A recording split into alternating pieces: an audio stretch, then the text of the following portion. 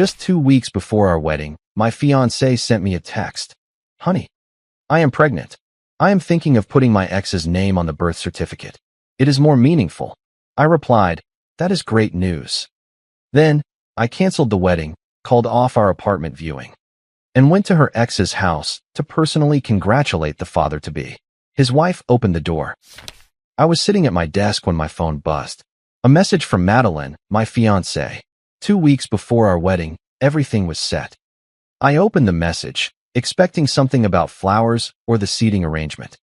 Honey, I'm pregnant. My heart stopped. Then it started pounding. We were going to have a baby. Damn. I was going to be a father. A smile spread across my face before I could even fully process it. This was huge. This changed everything. This made everything even more perfect. I kept reading. I'm thinking of putting my ex's name on the birth certificate. It's more meaningful. The smile vanished. I read it again, and then again. My brain refused to process what I was seeing. She wanted to name our baby after her ex-boyfriend. More meaningful. Those were the exact words. More meaningful than what? Than me? The father? Wait. The joy that had filled me 30 seconds earlier turned into something cold and sharp. Why would she say that? Why would naming our child after another man even cross her mind? Stop, think. She said she was pregnant. She didn't say the baby wasn't mine. But that comment, that insane, stupid comment about her ex's name being more meaningful, what did that mean? My mind started connecting dots I didn't want to connect. When was the last time we'd been together? 3 weeks ago, maybe 4. Had she been acting strange, distant? I tried to remember, but everything felt hazy now. I stared at the message until my screen went dark. Then I turned it back on and read it again. The words hadn't changed. My hands were shaking. Not with anger yet, with something worse. Uncertainty, doubt, fear. What if this baby wasn't mine? The thought hit me like a truck. I had no proof. She hadn't confessed to anything. But why would she mention her ex's name in the same breath as announcing a pregnancy? People don't think like that without a reason. A real reason. I replied with fingers that didn't feel like my own. That's great news. Congratulations. Sarcasm felt safer than confrontation for now. I needed information before I made accusations. I needed to see reactions, gauge responses, and figure out what was really going on. Because right now, all I had was a horrible gut feeling and an incredibly suspicious text message. I grabbed my jacket and walked out of the office. My supervisor called after me, asking where I was going. I didn't answer. I got in my car and just sat there for a minute, gripping the steering wheel. My phone buzzed. Madeline again. I'm so glad you're excited. We should celebrate tonight. Excited, sure. I was feeling a lot of things right now. Excitement wasn't one of them. I needed to talk to someone who could give me answers before I confronted her directly. Someone who would have an honest reaction if there was something to hide. I started the car and opened my maps. I knew where Grant, Madeline's ex-boyfriend, lived. She had pointed out his neighborhood once during a drive, maybe 6 months ago. She'd mentioned he got married, settled down, bought a house. At the time, it seemed like an innocent conversation. Now, it felt like reconnaissance. The drive took 40 minutes. 40 minutes of my brain replaying every possible explanation. Maybe she was joking. A terrible joke, but possible. Maybe she meant something else. Maybe I was overreacting. But that phrase kept looping in my head. More meaningful than the actual father's name. How could that make sense unless the actual father was someone else? I pulled up to a 2-story house with beige siding and a well-kept lawn. A blue sedan was parked in the driveway next to a silver SUV, married couple cars. I parked across the street and stared at the house for a minute. What was I doing? Was I about to accuse a man I'd never met of an inappropriate relationship with my fiancée based on a single, bizarre text message? Yes, because that text message was too specific to be random, too strange to be innocent. And if I was wrong, I'd apologize and leave. But if I was right, I needed to see his face when I brought it up. I needed to see him squirm. Maybe he'd confess, maybe he'd panic. Either way, I'd know more than I did before. I walked up to the front door and knocked. 3 sharp raps. My heart was pounding, but my face was calm. A woman opened the door. Blonde, athletic, in her 30s, Grant's wife probably. "Can I help you?" she asked, looking confused. "Hi," Sorry to bother you. Is Grant home? He's at work. Can I ask who you are? I pulled out my phone and showed her the message from Madeline. I watched her eyes scan the words. I saw her face change from confused to shocked to something I couldn't quite identify. I'm Madeline's fiancé, I said calmly. She just sent me this. I'm not sure what it means. I was hoping your husband might have an idea. Her hand went to her mouth. What? Why would she say that? That's what I'm trying to figure out. She stepped back from the door, pulling her phone from her pocket.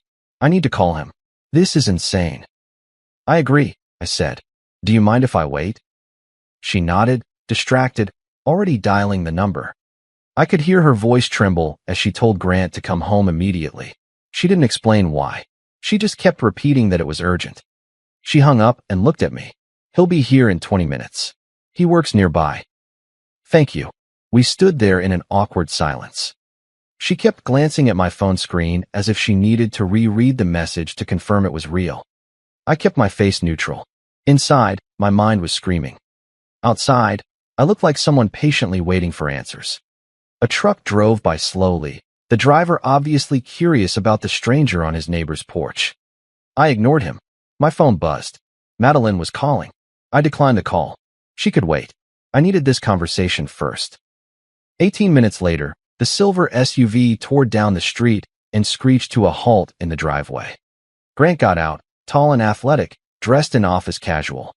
He saw me standing there with his wife, and his face went pale. What's going on? He asked, looking between us.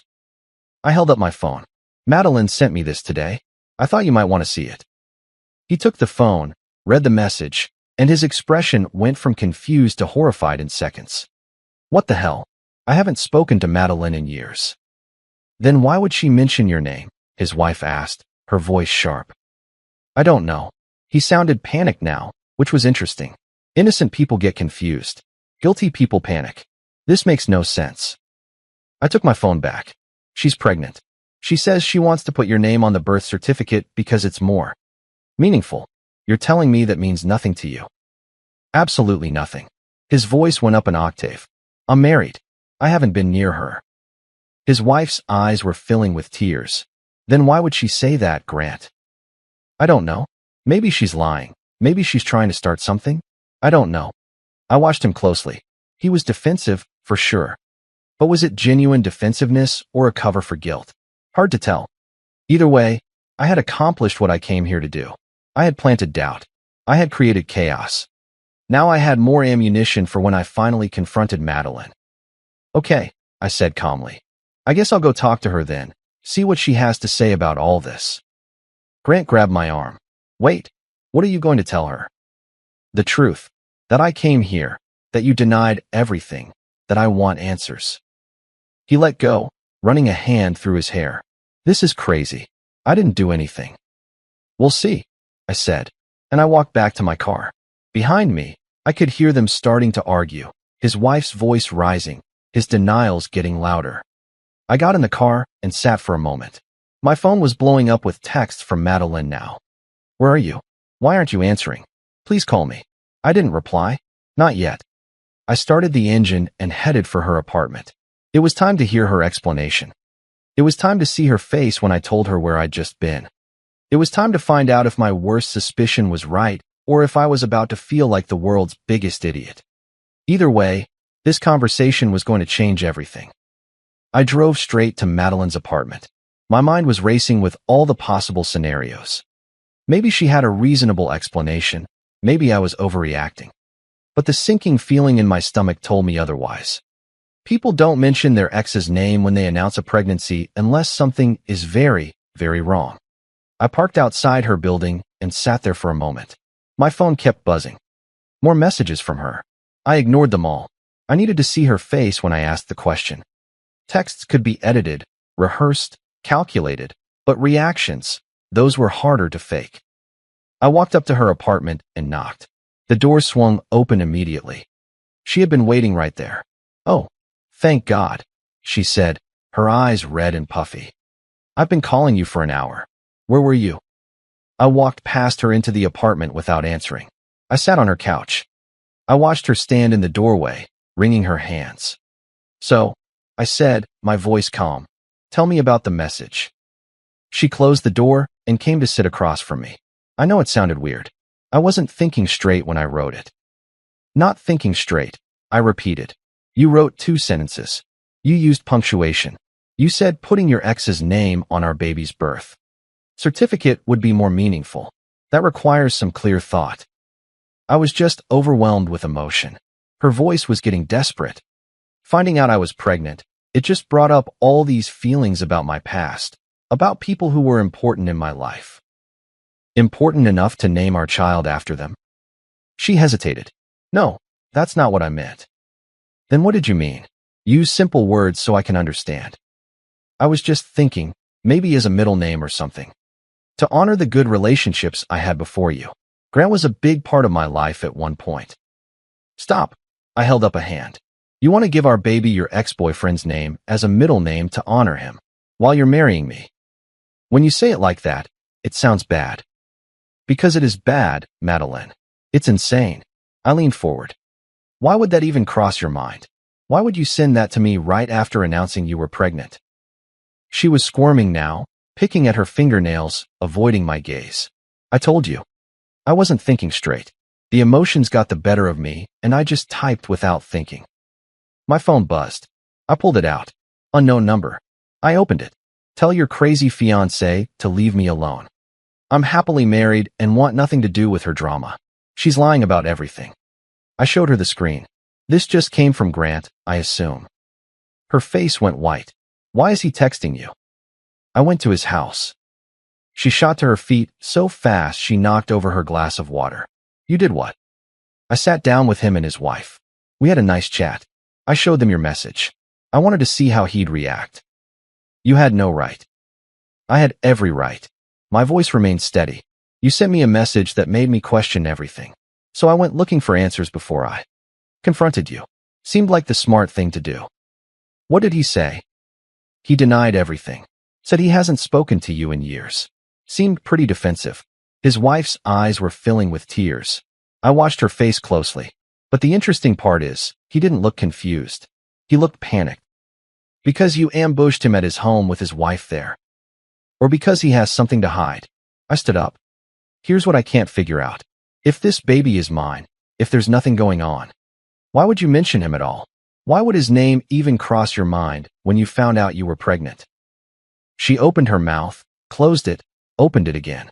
I don't know. It was stupid. I made a mistake. A mistake is a typo. A mistake is sending the text to the wrong person. But you specifically, intentionally mentioned putting another man's name on our baby's birth certificate and called it meaningful. That's not a mistake, Madeline. That's a choice. You're twisting everything I said. Really? Then untwist it for me.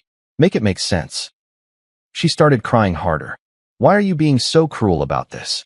I'm pregnant with your baby, and you're treating me like a criminal. Is it my baby? The question hung in the air between us. She froze. What? Simple question. Is the baby mine? Of course it is. How can you even ask that? Because of what you wrote. Because of how you're acting right now. Because none of this makes any sense unless there's something you're not telling me. I've told you everything, she yelled now. I made a stupid comment that I regret, and you've blown this whole thing out of proportion. My phone buzzed again. Another message from the unknown number. Your girl has been texting me all afternoon begging me not to tell you anything, but there's nothing to tell because nothing happened. You need to handle her. I showed her that one too. He says you've been texting him, begging him not to tell me something. What don't you want him to tell me, Madeline? I texted him once after you left his house to tell him I was sorry you dragged them into this. That's not what this says. She reached for my phone. I pulled it back. Don't. You are ruining everything. Tears were streaming down her face now. We're supposed to be getting married in 2 weeks. We're supposed to be happy about this baby. And instead, you're accusing me of things I didn't do. Then take a paternity test. She went completely still. What? Blood test. Medical center. Prove the baby is mine. If it is, we move on. If it's not, I didn't finish the sentence. That's insane. Is it? You wrote something that made me question everything. You're acting nervous as hell right now. Grant is acting guilty. So prove me wrong. Take the test. I shouldn't have to prove anything to you. You're right. In a normal situation, you wouldn't have to. But this isn't normal. You made it not normal when you sent that message. I walked to the door. Schedule the test. Send me the appointment details. Until then, I don't want to hear from you. Where are you going? Away from here. I opened the door. Oh, and the wedding. I canceled it this afternoon. Right after I got your text. Seemed premature to plan a wedding when I don't even know if I'm actually the father of your baby. You canceled our wedding? Her voice broke. I can uncancel it if the test proves me wrong, but I doubt it will. You're making a huge mistake. Maybe, but it's my mistake to make. I walked out and closed the door behind me. I could hear her sobbing through it. I didn't look back. My phone rang immediately. Her number. I declined the call. It rang again. Declined again. Then the texts started pouring in. Please come back. We can work through this. I love you. Don't throw away everything we have. I got in my car and drove to my parents' house. I needed to tell them before Madeline did. I needed to control the narrative before it spun out of control. Because I had a horrible feeling the whirlwind was just getting started. When I pulled into their driveway, my phone buzzed one last time. Another message from Grant. I'm getting a lawyer. You tell your fiancée that if she keeps dragging me into her mess, there will be consequences. I have a marriage to save because of her lies. I just sat there staring at that message. His marriage needed saving because of her lies. He kept saying nothing happened, but his panic suggested otherwise. Either he was guilty and covering, or he was innocent and terrified of being blamed. Either way, someone was lying, and I was going to find out who, even if it destroyed everything in the process. My mom opened the door before I could knock. She had that look on her face that moms get when they know something is wrong. What happened? She asked, moving aside to let me in. My dad was in the living room watching the news. He muted it when he saw my expression. The wedding's off, I said, slumping onto the couch. For now, anyway. What do you mean, for now? Dad asked. I pulled out my phone and showed them Madeline's text. I watched their faces go on the same journey mine had. Confusion, shock, anger. She wants to name the baby after her ex-boyfriend? Mom's voice was high. What would possess her to say that? That's what I'm trying to find out. I told them everything. The visit to Grant's, the confrontation with Madeline, the demand for a paternity test. My dad nodded slowly. You did the right thing. Something's not right here. But what if I'm wrong?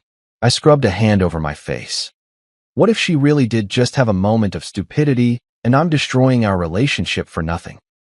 Then the test will prove it, Mom said firmly. And if she has nothing to hide, she shouldn't have a problem taking it. My phone buzzed. Madeline again. I'd lost count of how many times she'd called in the last hour.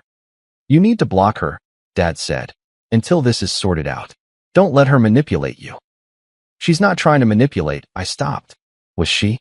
The crying, the defensive anger, the way she was trying to make me feel guilty for doubting her. Maybe you're right.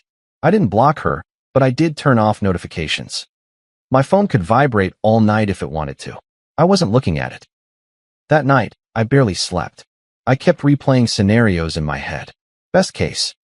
The baby was mine, and Madeline had just said something monumentally stupid that she would spend years apologizing for. Worst case. Her trust was broken and she was pregnant by her ex. The in-between scenarios, I couldn't even imagine. It was pretty black and white.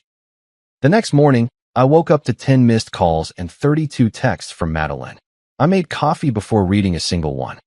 Most were variations of please talk to me, and I can explain everything. But one stood out. Fine. I scheduled the test. Next Tuesday at 10 a.m. Harbor Medical Center. Are you happy now? Tuesday.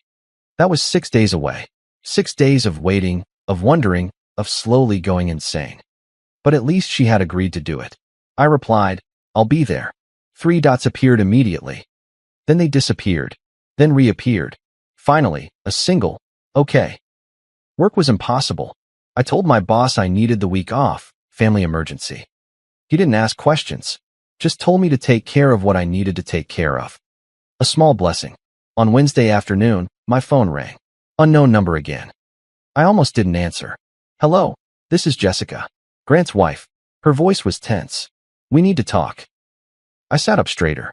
Okay. Did Madeline really text you what you showed us about the baby's name? Yes. I can forward you screenshots if you don't believe me. No, I believe you. I just needed to hear you say it. She took a shaky breath. Grant swears nothing happened. But he's been acting so strange since you came to the house. Defensive, angry. He won't let me see his phone anymore. He won't let you see his phone? I repeated. That's new. Very new. Before this week, we had an open phone policy. Now he's password protected it and takes it everywhere, even to the bathroom. My stomach tightened. That's not a good sign. No, it's not. Another pause. Is Madeline taking a paternity test? Tuesday. When you get the results, will you tell me? I deserve to know if my husband has been lying to me. I will, I promised. I'm sorry you're going through this. I'm sorry you're going through it, too. She hung up. I just sat there, staring at my phone. Grant's sudden phone secrecy was damning. People don't suddenly lock down their devices unless they're hiding something. He was either deleting messages from Madeline, talking to someone about the situation, or he was truly guilty and covering his tracks. On Thursday, my phone rang again. This time it was Madeline's mom. How could you call off the wedding? She demanded before I could even say hello. Do you have any idea how humiliating this is for our family? With all due respect, your daughter is the one who made this humiliating.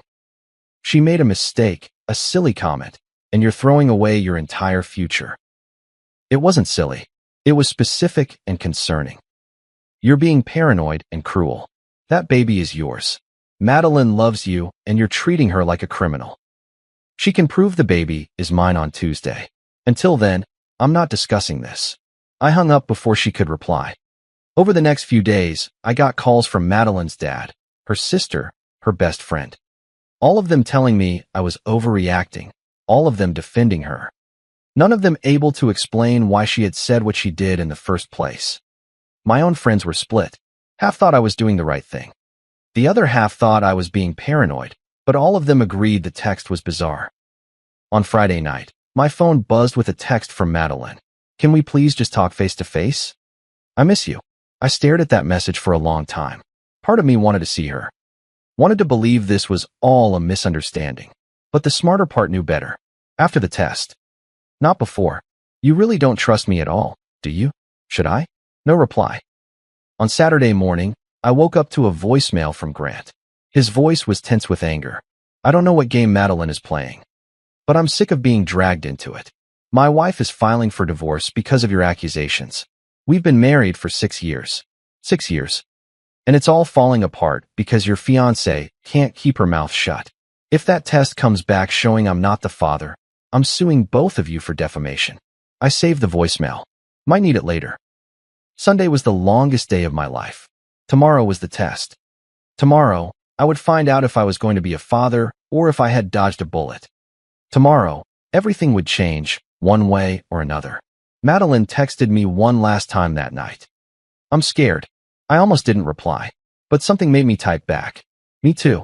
What if this ruins us? It already has. The test just confirms what's true. I love you. I didn't reply to that one because I honestly didn't know how I felt anymore. Love requires trust, and trust was currently in very short supply. Monday night, I couldn't eat dinner. I couldn't focus on anything. My mom tried to distract me with a movie. Dad offered to go to the appointment with me for support. I declined. This was something I needed to do alone. I set 3 alarms for the next morning. I didn't need any of them. I was wide awake at 5, staring at the ceiling, counting down the hours until I knew the truth. At 9, I got in my car and drove to Harbor Medical Center. My hands were steady on the wheel, but my heart was hammering in my chest. In 30 minutes, I would walk into that building not knowing if I was a father. And a few hours after that, I would walk out knowing if the woman I had planned to marry had betrayed me in the worst possible way. Either way, nothing would ever be the same. I got to Harbor Medical Center 15 minutes early. I sat in the car, watching the entrance. At 9:55 exactly, Madeline pulled into the parking lot. She looked terrible. Dark circles under her eyes, hair pulled back in a messy ponytail, wearing sweatpants and an oversized hoodie. She saw my car and hesitated before walking toward the building. I got out and followed her inside. We didn't speak, didn't make eye contact. Just checked in at the front desk separately and sat on opposite sides of the waiting room. The nurse called us back together. She led us to a small room with 2 chairs and a counter full of medical supplies. "We'll just need blood samples from both of you," she explained, all business. "Results usually take 5 to 7 business days. We'll call when they're ready." "Can you email them to both of us?" I asked. "Of course," she glanced at Madeline. "Is that acceptable?" Madeline nodded, still not looking at me. The blood draw took 10 minutes. Madeline went first. I watched the nurse tie the tourniquet around her arm, watched the needle go in, watched the vial fill with dark red blood. That blood would tell me everything I needed to know. My turn. I barely felt the needle. I was too focused on Madeline's expression. She looked terrified. People with nothing to hide don't look terrified. "All set," the nurse said cheerfully. "We'll be in touch soon." We walked out separately. I reached my car before Madeline called out, "Wait, please." I stopped but didn't turn around. "Can we just talk for 5 minutes?" "About what?" "About us. About how we fix this." I turned to face her. "There's nothing to fix right now. We wait for the results. Then we'll know if there's anything left to fix." "You really think I was unfaithful?" "I think you gave me every reason to wonder." "That's on you, not me." Her face crumpled. "I made a stupid mistake with that text. I've told you that 100 times. Why won't you believe me?" "Because your story keeps changing? Because you get defensive when I ask questions? Because Grant is now hiding his phone from his wife?" I leaned against my car. "If nothing happened, why is everyone acting so guilty?" "He's hiding his phone because you created a toxic environment in his marriage. His wife thinks he crossed a line because you planted that idea in her head." "I didn't plant anything. I showed her what you wrote. She drew her own conclusions." "This is insane." Madeline wrapped her arms around herself.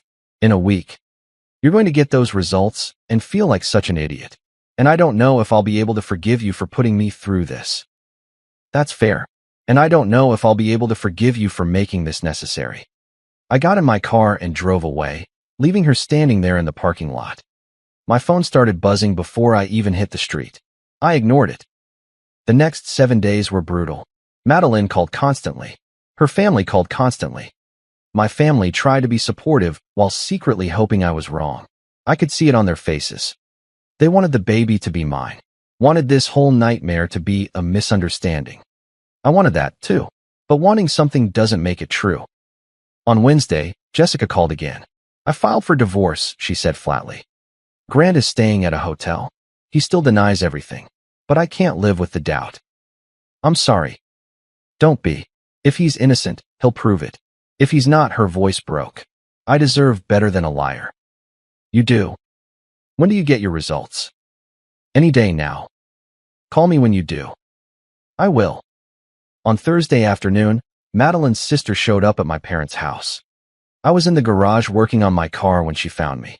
"You're destroying her," she said without preamble. "She hasn't eaten in 3 days. She's having panic attacks. All because you can't trust her. All because she gave me a reason not to." One text message. One stupid text message that mentioned naming our baby after her ex-boyfriend. Yeah, that's a pretty significant stupid text message. She explained that. She was emotional and not thinking clearly. I put down the wrench I was holding. "Let me ask you something. If your fiancé texted you saying he wanted to name your baby after his ex-girlfriend because it was more meaningful, would you just shrug it off?" She opened her mouth, then closed it. "That's different." "How?" "Because Madeline wouldn't actually do that. She loves you." "Then the test will prove it, and we can all move on." She left without another word. 20 minutes later, Madeline's dad called. I didn't answer. He left a voicemail calling me paranoid and selfish. I deleted it without finishing. On Friday, my phone rang at 2 p.m. unknown number. I almost ignored it, but something made me answer. "This is Harbor Medical Center calling for," the woman paused, checking her notes. "Regarding the results for Madeline Bennett and yourself." My heart stopped. "Yes, this is he. Your results are ready. I can email them to both parties now. Or you can come pick up physical copies at the front desk." "Email them, please. They should arrive in the next few minutes. Have a good day." She hung up. I stared at my phone. This was it. In a few minutes, I would know. I would actually know. I sat down on the porch steps. I opened my email. Refreshed. Nothing. Refreshed again. Nothing. Refreshed a third time. New email from Harbor Medical Center. I clicked it. The PDF loaded slowly, too slowly. My hands were shaking so hard, I almost dropped my phone. The document filled the screen. Medical jargon I didn't understand, technical terms and numbers. I scrolled down, looking for the one thing that mattered. Then I found it.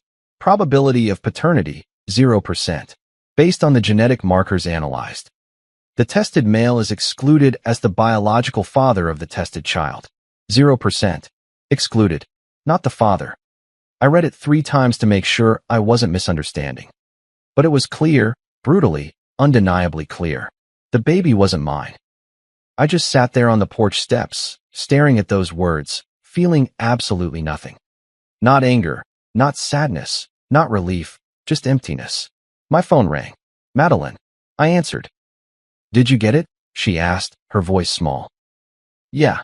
A long, heavy silence. I'm so sorry, she whispered. So it's true. You broke my trust. It was one time. A stupid, reckless incident. I didn't mean for it to happen. With Grant. Yes.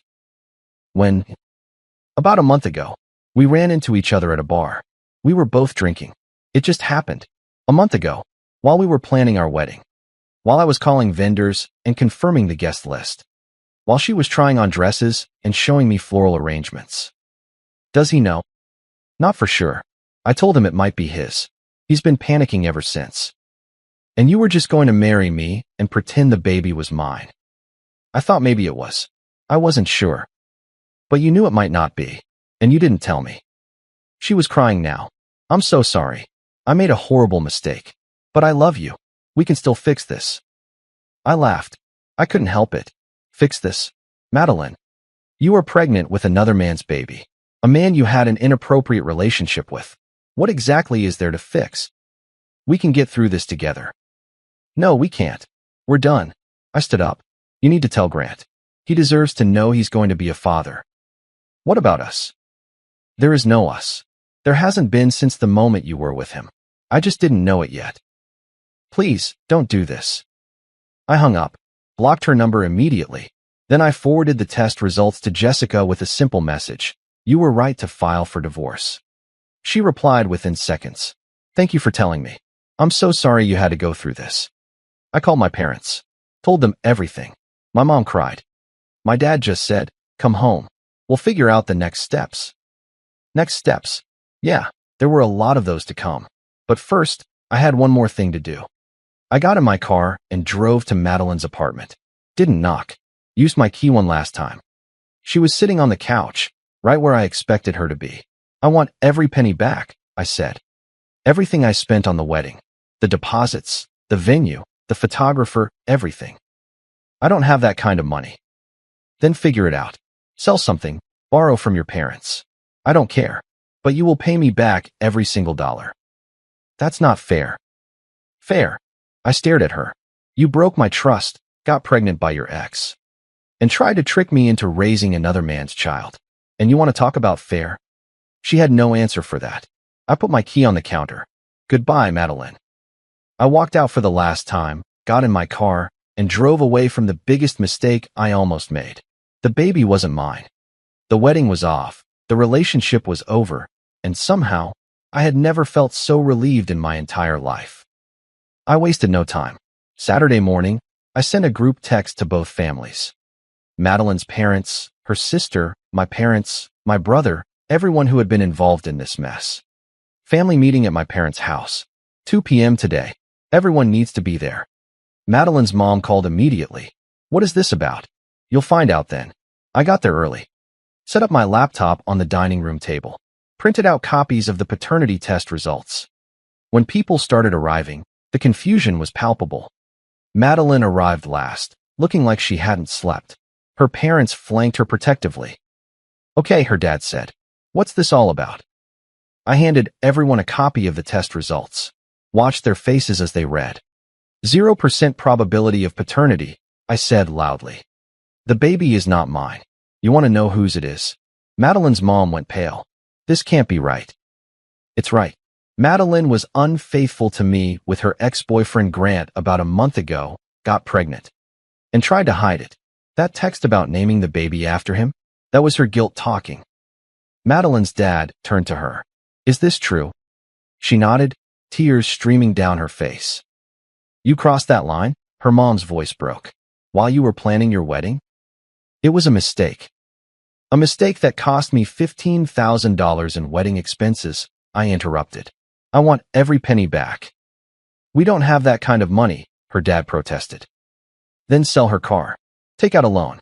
I don't care, but I'm getting my money back. My mom touched my arm. Honey, maybe we should. She made her choice. She can live with the consequences. Madeline's sister spoke up. You're being cruel. I'm being just. She committed fraud. She tried to trick me into raising another man's child. Cruel would be taking legal action. That shut them all up. Does Grant know? Madeline's dad asked quietly. He knows now. I forwarded him the results this morning. His wife has already filed for divorce. Madeline sobbed harder. Her mom put an arm around her, but even she looked disgusted. I think we should leave, Madeline's dad said stiffly. This has been humiliating enough. Good. You should feel humiliated. Your daughter destroyed 2 relationships and created a child. Neither parent wanted because she couldn't keep a commitment. They left quickly. My family stayed behind. Are you okay? Dad asked. Better than okay. I dodged a bullet. I sat down heavily. Can you imagine if I had married her? Found out later. Mom squeezed my shoulder. You did the right thing, all of it. My phone buzzed. A text from Jessica. Grant is freaking out. The lawyer says he'll have to pay child support. His whole life is falling apart. Thank you for finding out the truth. I replied, we both deserved better. Within hours, the news spread through our social circle. Friends started taking sides. Most took mine. Madeline's friends tried to defend her at first, but the evidence was too overwhelming. She had been unfaithful. She had lied. She had tried to commit paternity fraud. By Monday, she had deactivated all her social media. Couldn't handle the backlash. On Tuesday, I got a check from her parents for $8,000. A note attached. This is all we can manage for now. The rest will come in payments. I deposited it. Sent them a payment plan agreement. All business, no emotion. On Wednesday, I scheduled a health screening. The last thing I needed was a parting gift from Madeline's betrayal. The tests came back negative. A small mercy. A month later, I heard through mutual friends that Madeline and Grant were trying to work out arrangements for the baby. Neither wanted a relationship with the other, but both were stuck with an 18-year connection. His ex-wife took him to the cleaners in the divorce. House, savings, dignity. Madeline's family stopped talking to her for a while, too embarrassed. Me? I started going to the gym more, reconnected with old friends, focused on work. Slowly rebuilding the life I had almost destroyed by ignoring red flags. That text message saved my life, as stupid as it was for her to send it.